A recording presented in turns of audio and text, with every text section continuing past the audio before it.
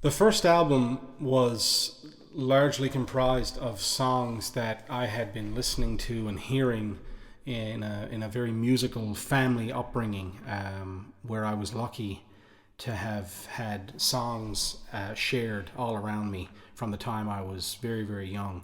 And so a lot of the songs that made it onto that album, that a lot of the songs I decided to record when I went into the studio for the very first time, were songs that I had been surrounded by and hearing from a very early age, and wanted to kind of bring them to the studio and do my own thing with them. And one of those songs was a song that I've been hearing my father sing for a lot of years, a song called Three Score and Ten, which has been versioned by a few different people over the years. I've always loved it, and I've always loved how he sang it. And when I delved into its history, when I was recording the album, I learned that it came from a very, very true story about a storm, a series of windstorms and heavy gales that devastated the coast of England, and the fishing town of Grimsby lost a lot of men who went off to sea before the storm came on and never did make it home. And there was a fella in the community of Grimsby. His name was William Delph. He was a fisherman, and in a kind of a fundraising effort for the bereaved families of these men, these sailors, he wrote a piece of poetry, a kind of a broadside poem that he sold in the streets, and what little money he could make from it, he gave to the families who had lost so much. And in the years that followed, there was a chorus added to this piece of poetry, and there was a melody added, and it kind of made its transition from poem to song, a beautiful song called Three Score and Ten.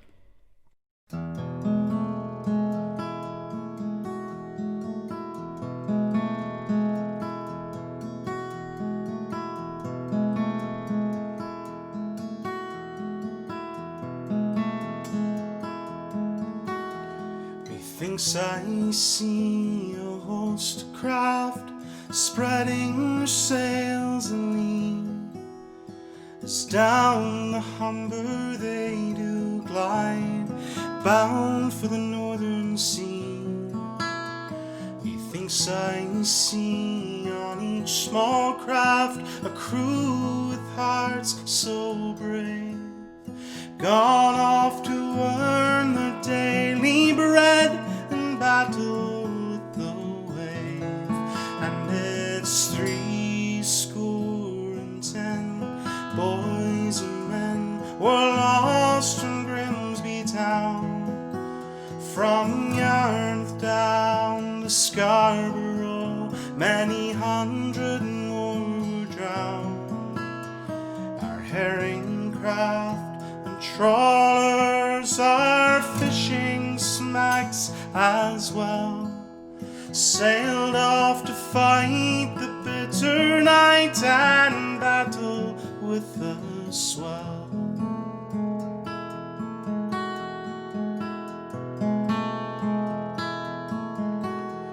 Methinks I see them yet again as they leave the land behind, casting their nets into the sea, some herring shoal to find.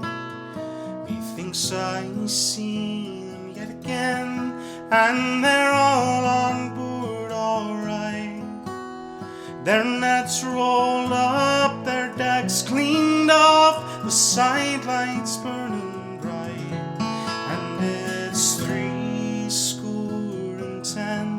boys and men were lost from Grimsby town, from Yarmouth down to Scarborough. Many hundred more were drowned. Our herring craft and trawlers, our fishing smacks as well, sailed off to fight the bitter night and battle with the swell.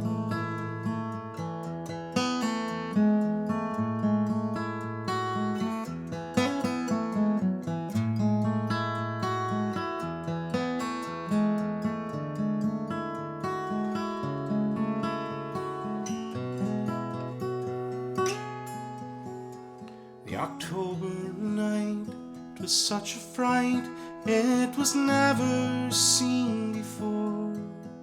There were masts and yards and broken spars being washed along the shore. There were many's a heart of sorrow, there were many's a heart so brave. There were many's a fine and hearty lad that found a watery grave, and it's 70 boys and men were lost from Grimsby town, from Yarmouth down to Scarborough. Many hundred were drowned. Our herring craft and trawlers, our fishing smacks as well, sailed off to fight the bitter night and battle with the swell.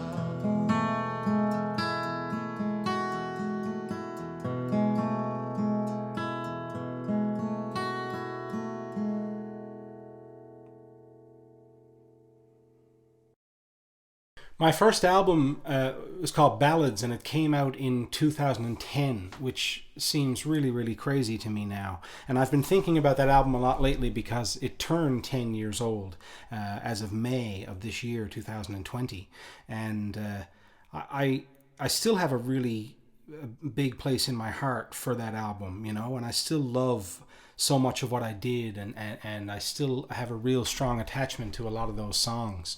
And it's an album that I still feature in my live performances and when I tour as much as anything else I've ever done. And I'm proud of that. I'm proud that I haven't steered away from what I first did when I was young and naive. I'm glad I had the good sense to do something with those songs that I still look back on and can listen to, you know, and can recreate for audiences and still own it, you know. Oh, the times were hard and mean, and our youthful days were lean, in a land they said was fit for Flanders heroes, and it was all a seaside show, where the poor folk couldn't go. We stood outside while others watched the Pierrots, and we only had to spend what our friend Jack Clegg could lend. There was little of Lloyd George's promised glory, and as the evening sun went down, by the gas lamp we'd sit round, and we'd listen while Jack Ashton told his stories.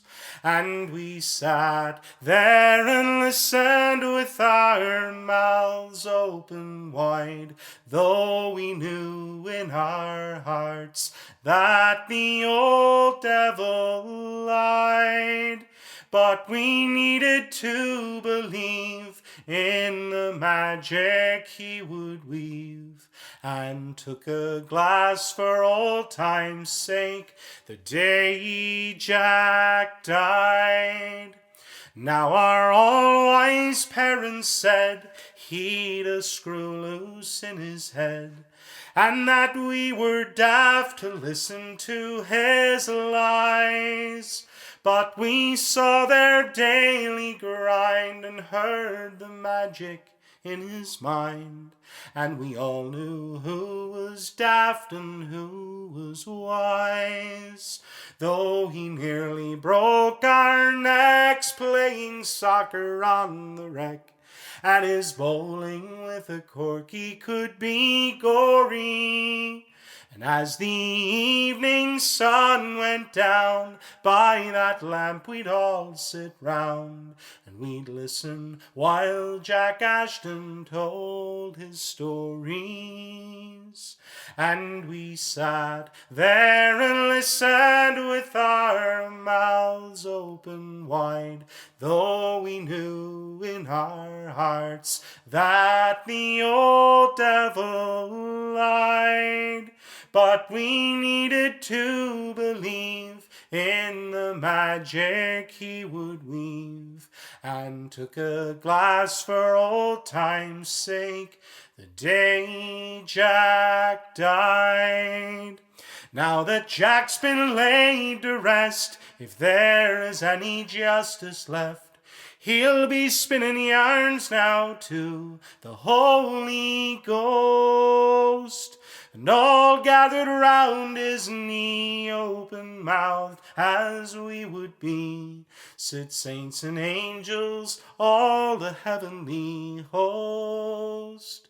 And he'll tell them how he saved old Moses from the waves, how he slew Goliath with one mighty blow, while an all-forgiving Lord listens smiling at his words, as we all did by the gas lamp long ago, where we sat there and listened with our mouths open wide, though we knew in our hearts that the old devil lied. But we needed to believe in the magic he would weave, and took a glass for old time's sake the day Jack died. Yes, we needed to believe in the magic he would weave, and took a glass for old time's sake the day Jack died.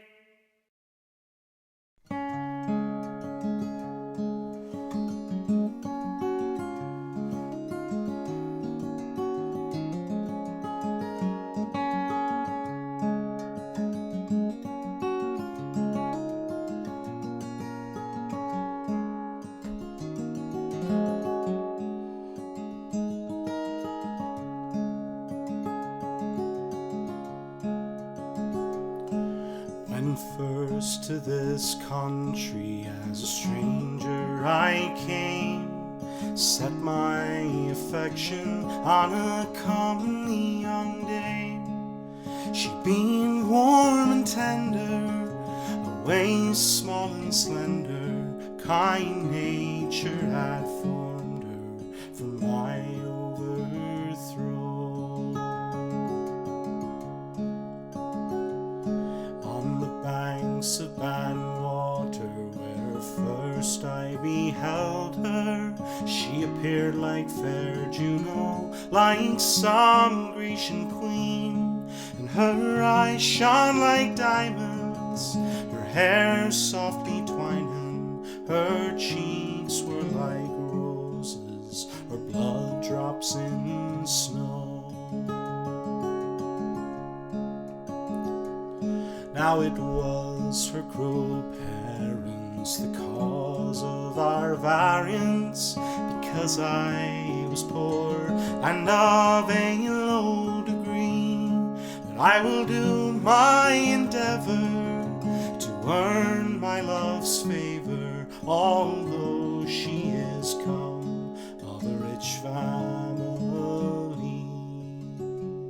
My name is Delaney, it's a name that won't shame me. And if I'd save money, I'd have plenty in store. But for drinking and courting, night rambling and sporting, were the cause of my ruin and absence from home. Now if I had the money that is in the West Indies, and had I the gold on the African shore, I would spend it on pearls for you, my brown girl. There's no other love in the world I adore. And now that I've found her, I'm contented forever, with rings on her fingers and gold in her hair. banks of the lovely Bann River, and in all sorts of splendor I will style